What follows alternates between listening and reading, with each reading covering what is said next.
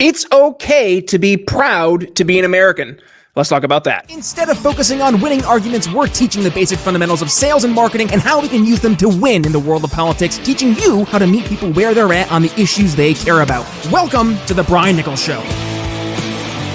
What is up, folks? Brian Nichols here on The Brian Nichols Show. Thank you for joining us on, of course, another fun-filled episode. I am, as always, your humble host, joining you live from our BNC studios here in lovely Eastern Indiana. Today, we are doing a throwback episode going back to last year, July 4th, when we sat down with our good friend Kenny Cody, and we talked about why, it's okay, despite 38% of Americans saying they are not proud to be Americans, proud to be an American.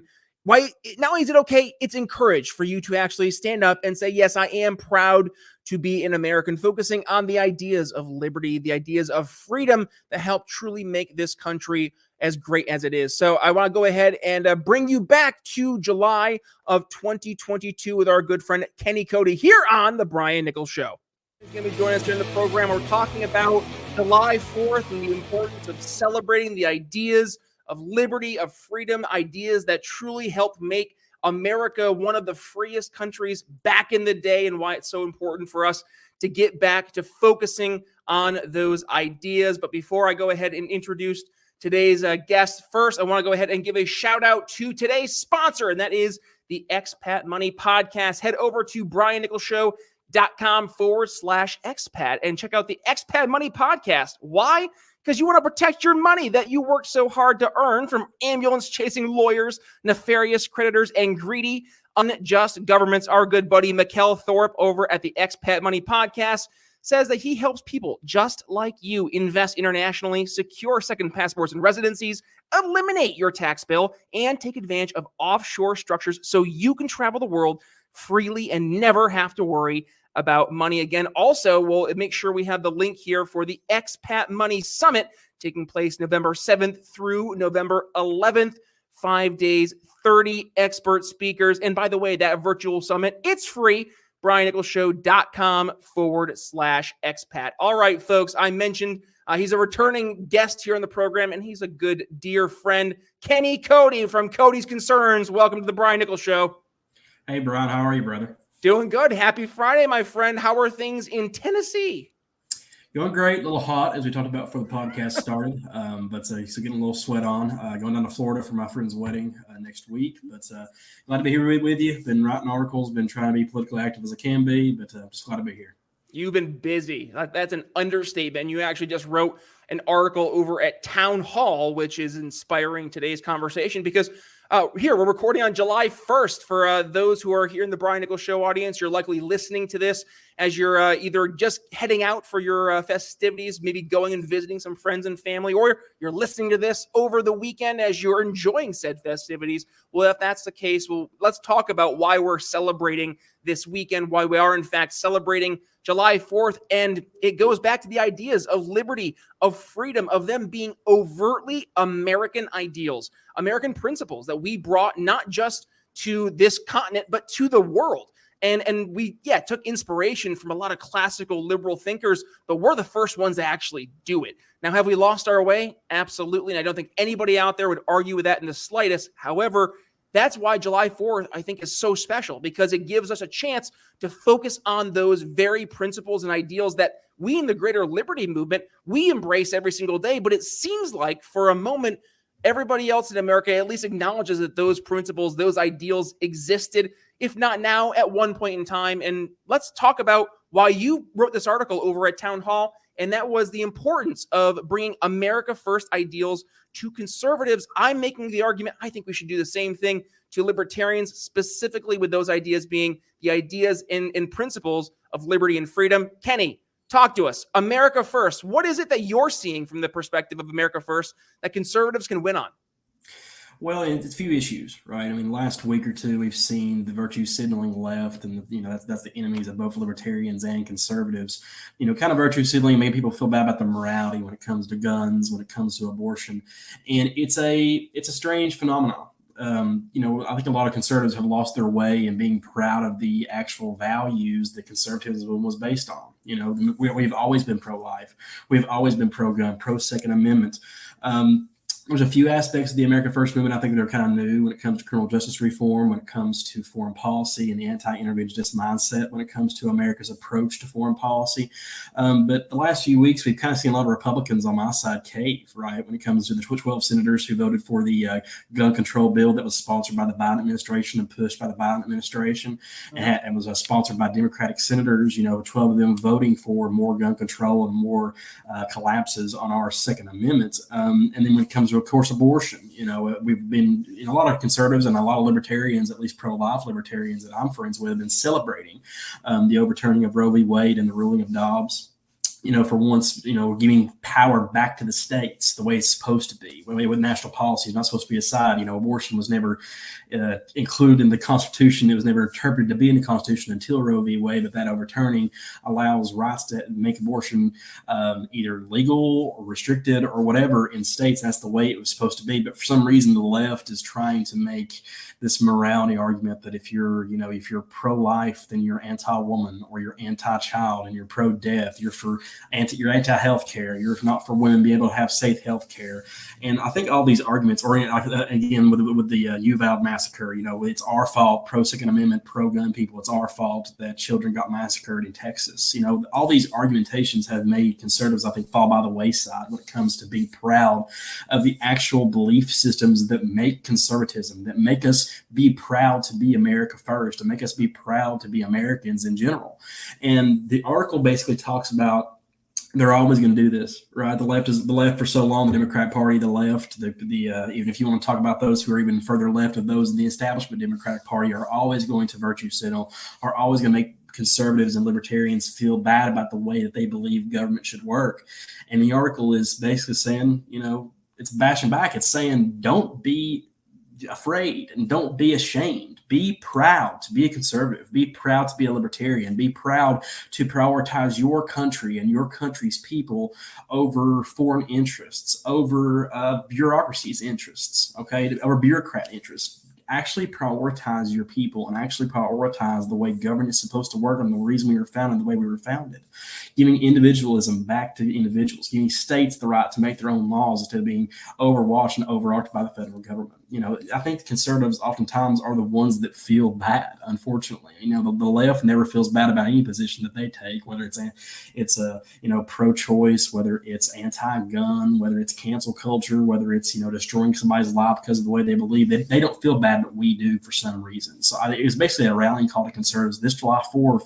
Don't be ashamed of the way that you believe. Don't bow down to bureaucrats. Don't bow down to authoritarians trying to make you feel bad about the way that you believe. Be proud to be conservative, be proud to be a libertarian, and be proud to be an American was basically the message of the article.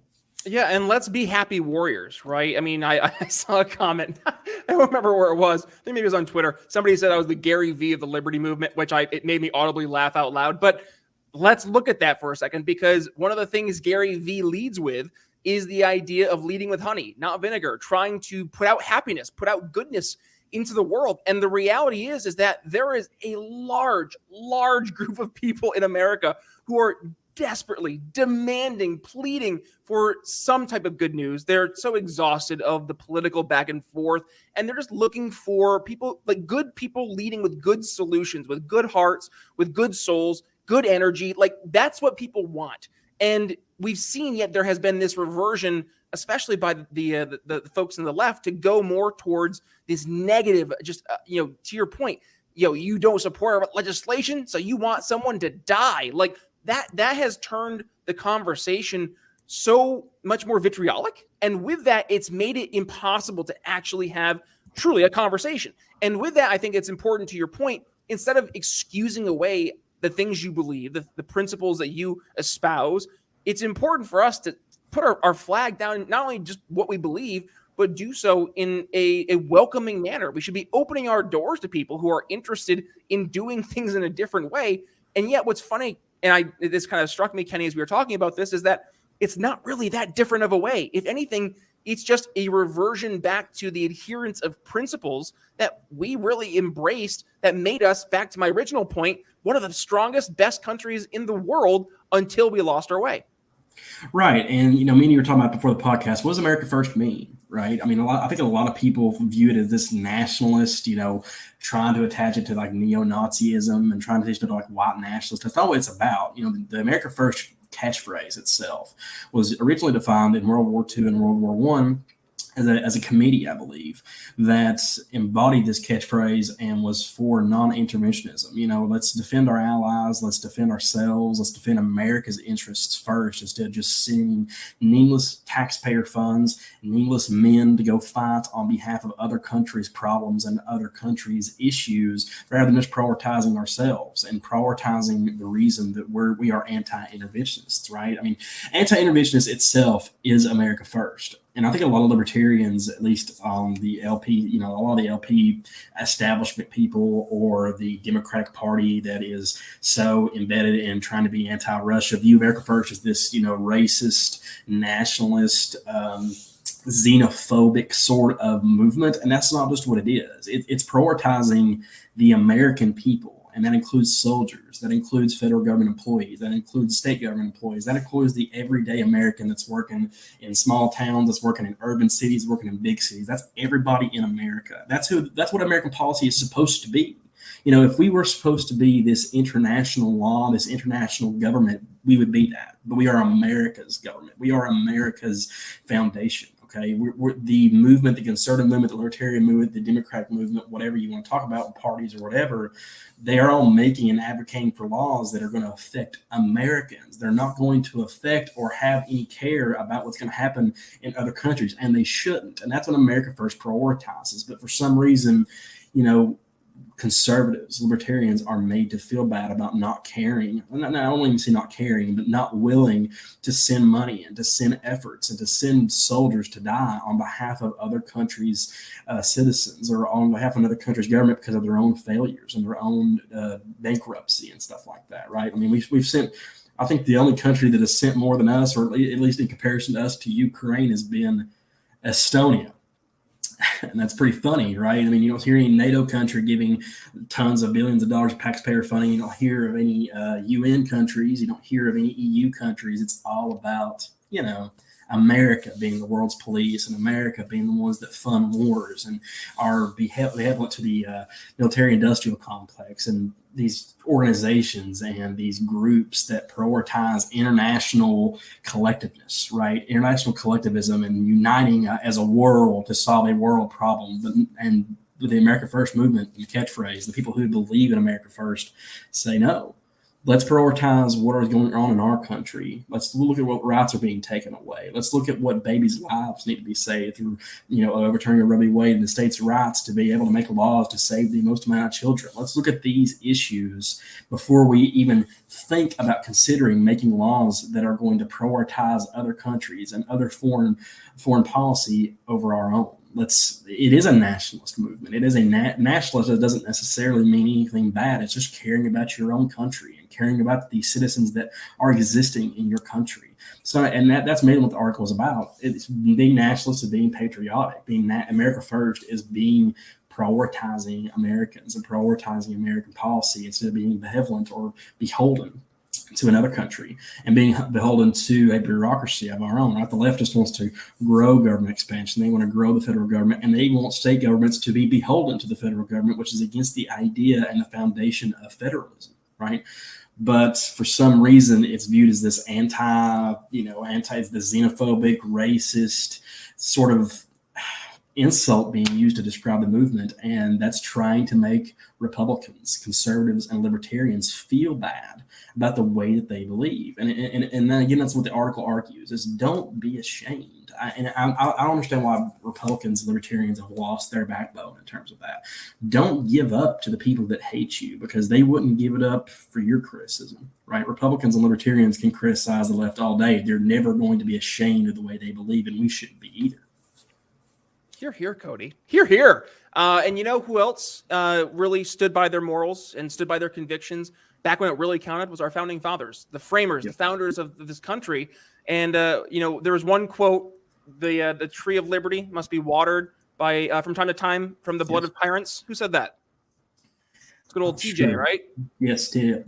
Yeah, Yes, little TJ, Thomas Jefferson. That's right. So that is obviously a reference to the blood of tyrants quote. And by the way, that's one of our episode sponsors. Look at that segue, Kenny. that ever was a segue. I have my blood of tyrants wine here now, Kenny. Candidly, I don't drink anymore. However, this awesome product I cannot recommend enough because number one, the reviews, the 5-star reviews are out of this world, but also number two, it's a liberty business, so you can go ahead and not only support a great liberty-based organization, but also it's great wine. I'm pretty sure this is more a Merlot, and also it's going right back to a liberty-based organization. So head to briannicholsshow.com/wine and use code TBNS at checkout. You get $5 off your order. And by the way, the more you order, the more you save. So go ahead one more time, briannicholsshow.com/wine. Get your awesome blood of tyrants. Here you go. One more time for the video viewer. You can see my bottle in the screen. Go ahead and get your bottle again. Blood of tyrants at briannicholsshow.com/wine. All right, Kenny. So I'm on board, right, with the idea of trying to get people to see the value. And yet we see a lot of people, you talked about this, playing defense. And I've talked about this actually when I was over on Tim Pool. I brought this up, the importance of, number one, if you're explaining, you're losing. So that's why it's important to set narratives versus respond to narratives. And how you were looking at what at the time I was on the show, this was when Governor DeSantis was really standing up with the Don't Say Gay bill was the topic of conversation at the time, and how he was setting such a strong narrative and making the left have to accommodate to his narrative versus us responding. So correct me if I'm wrong. This is almost the exact same argument you're making. You're making the claim, and not claim, but you're making the argument to the audience that instead of explaining, no, we're not XYZ, we're not the worst things that we've been called by our detractors. Instead, just ignore those arguments and instead start setting the narratives. This is what we believe. This is why we believe it. We don't have to convince everybody, but there is a market for people who are open to those ideas. Is that your kind of approach here?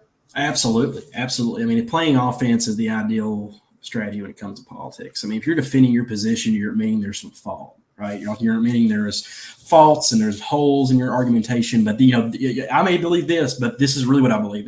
Don't do that. Be proud and be unabashedly America first. Be unabashedly libertarian. Be unashamed to be a conservative. Whatever you believe, and I encourage even the left to do that. And the problem is they do that anyway, right? Like they do it anyway. That they always argue as if their position or their policy is the only one, and that's the reason we should argue. Okay, we're not at the point of bipartisanship at this point. Okay, bipartisanship went away in 2020, and that's my viewpoint at least. Bipartisanship in terms of the way government should govern their citizens went away when we were locked down and when people lost their livelihoods, when suicide rates, drug overdoses went up because the Democrat Party took control and locked people down in their homes, okay, for a political ploy and to blame a virus on a certain ideology or a certain approach to governments and governance itself. That went away.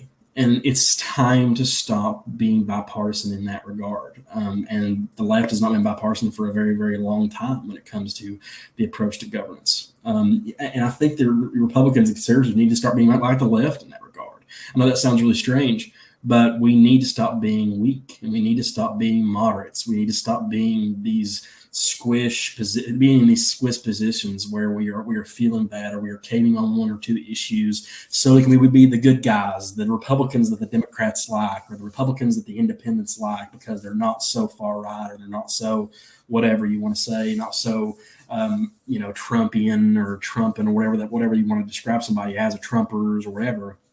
Stop being that. Like, stop caving. And that's the message that I want to try to send to people is, for such a long time, the left has been so proud of the way they believe, in being pro-woman and being pro-minority and being pro-black and being, pro whatever they can do to virtue signal to segments or different parts of the population, different parts of the electorate. And they feel so good about themselves. If you look at my tweet on Twitter, you're going to see a lot of like Nazis, like people calling me a Nazi because I'm just America first, and it's similar to Germany's nationalist base in the 1930s and 40s. And I don't care. I think that needs to be the attitude. I don't care what people say about the way that I believe, because guess what? It's what I believe.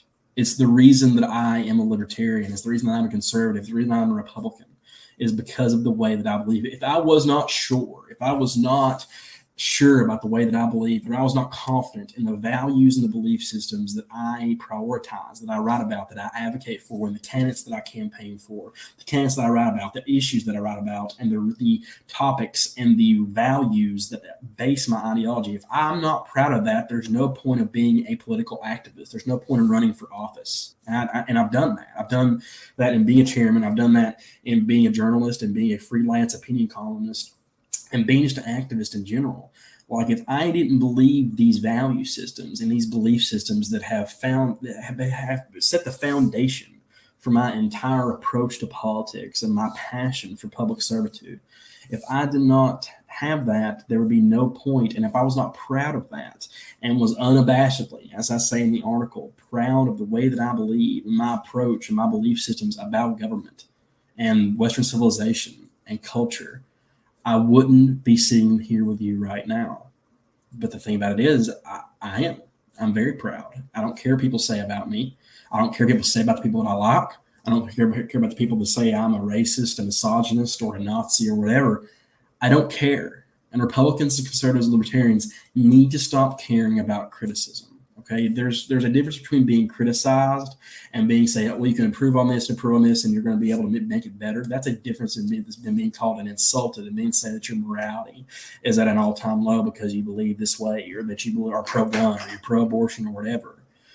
There's a difference, and Republicans and conservatives and libertarians seem to be forgetting that difference. There is a very thin line between criticism and insult. And unfortunately, conservatives care far too much about the insults they receive from the progressive left, that if we insult them in the same way, they don't care, right? They don't care because they still feel good and are proud of the way they believe. And even if it's fake or whatever, they're proud they're pro-Ukraine. They're proud that they're trying to virtue signal to minorities. They're proud that they're pro-abortion and pro-choice. Like, they're proud of that.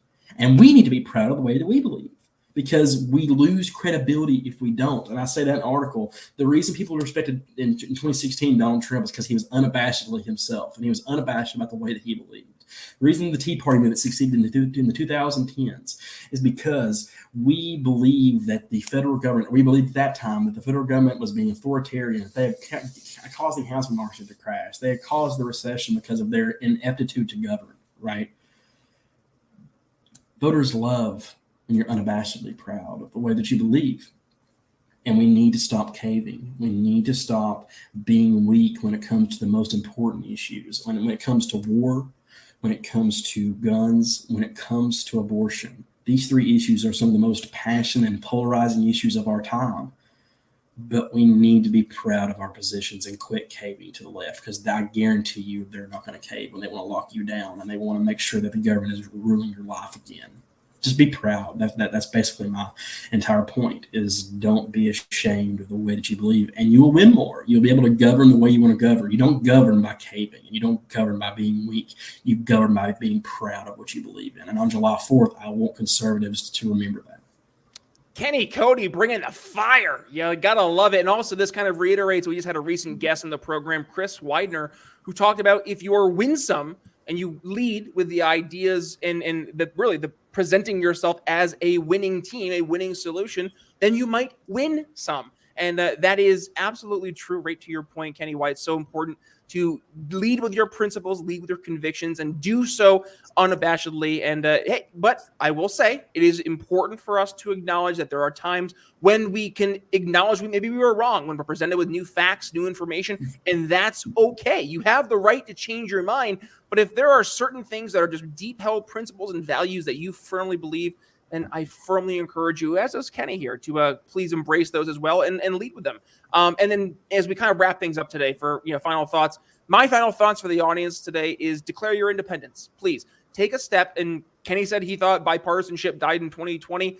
Kenny, I think bipartisanship died far, far before that. But frankly, I think a lot of people out there also acknowledge that, because we see, by the virtue of over 50% of the American electorate not voting in national elections, people are tired, they're burnt out, and they're politically just disengaged, apathetic, agnostic. So I've said many a time here on the program, you might not want to get involved with politics, but politics is going to get involved with you, whether it's the Republicans or the Democrats. It doesn't matter which team you're on. If you're on a team, business owners, if you're out there and you've just felt over the past 2 years the direct impact of what government can do to you when they can snap their fingers and say, you're not essential anymore. We're going to shut your business down for an arbitrary amount of time. Could be a couple weeks, could be a couple months. Who knows? How can you then say, well, I don't want to get politically involved. I don't want to get politically active. Okay, back to my point. You don't want to get involved with politics. Politics is going to get involved with you. So how do you get away from politics going after you in a negative sense? It requires you to get involved. You have to declare your independence from this old way of thinking and actually start to lead in a different way.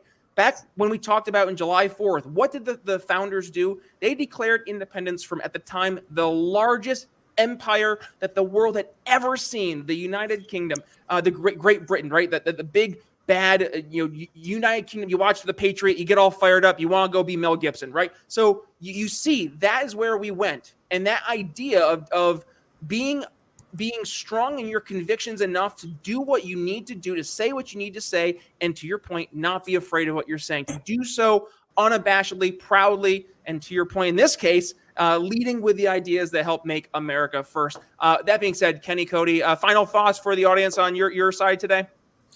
Be proud. And like you said, Brian, you, no matter what happens, no matter if you like politics or you hate politics, and I completely understand those who do, it's going to affect you eventually, and especially locally. When we have experienced what we have the last 2 or 3 years, we've experienced now in a combined array, we've committed a presidential election that turned parties. We went through a period of time where COVID locked down millions of people and destroyed thousands upon thousands of businesses and livelihoods. That in that regard, we've witnessed the greatest Supreme Court decision in the last 50 years in the overturning of Roe v. Wade, and we have had our Second Amendment challenged by those on the left that want to rob us of our Second Amendment rights.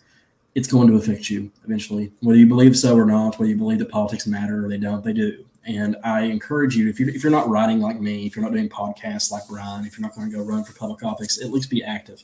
Know that voting matters. And I know that sounds strange because a lot of the left want to paint out Republicans as we don't want you to vote. Yeah, I do want you to vote. I want you to realize what government's doing to you behind your back and what government's doing to you behind closed doors. Realize that the reason that bureaucrats and the reason that elected officials are allowed to run your life is because of who you're putting in there. No matter if it's locally, statewide, or federally, they control your life unless you stop it, unless you let people that's going to leave you alone. And I encourage people, no matter if they hate politics, and like I said, I understand completely why people do, it's very polarizing. But regardless, you need to be active. You need to realize that even if you're not active, it's still going to affect you. So you might as well be active and you might as well vote and be proud and realize what values matter the most to you. And that was my message in the article is to conservatives. If these issues matter to you and you're very passionate about something, if you're very passionate about a certain topic or issue and you feel like you've never been able to express it. I don't care what it is. If you're left leaning, if you're right leaning, if you're down the middle or whatever, express what you believe in and be proud of what you believe in. And I promise you will find your way to make a difference in politics if you are just proud of what you believe. There you go. Alrighty, folks, that's going to wrap up our throwback episode to July 4th, 2022 with our good friend Kenny Cody, where we outlined why, yes, it is important for us to be proud to be Americans. I hope you got some value from that episode, especially as we're airing today, a day after July 4th, 2023. So with that being said, if you did get some value from today's show, please go ahead and give it a share. When you do, tag yours truly at B Nichols Liberty, Twitter, and on Facebook. Also, you can go ahead, if you have not yet subscribed to the Brian Nichols Show over on your favorite podcast catcher, well, you're missing out because we have over 740 other amazing episodes here of the program. So whether it's Apple Podcasts, YouTube Music, Spotify, or wherever it is you get your podcast delivered, just go ahead, hit that subscribe, and download all unplayed episodes. Also, we have a video version of the show. So if you are over on YouTube, hit that notification bell and also hit that thumbs up button, and also hit the subscribe button so you miss a single time we go live. Also, Rumble and Ben Swann's Sovereign Media, SOVREN. Go ahead, if you are joining us, by the way, over on Sovereign, well, congrats. You are getting today's episode before anybody else as a Sovereign exclusive, and you will get all Sovereign exclusives over on Sovereign. Big fan of Ben Swann's independent media. If you've not, go ahead and join there. Please go ahead and do so. And a final thing, if you want to go ahead and get this awesome t-shirt I'm wearing, Michael Scott 2024, which outlines his 40-day plan. If you're a big Office fan, or if you have an Office fan in the family who also is a big fan of politics, go ahead to briannicholsshow.com/shop. Get yours today. Use code TBNS at checkout for 15% off your order. Other than that, that's all I have for you. So with that being said, Brian Nichols signing off here on the Brian Nichols Show for Kenny Cody. We'll see you next time. Thanks for listening to the Brian Nichols Show. Find more episodes at briannicholsshow.com.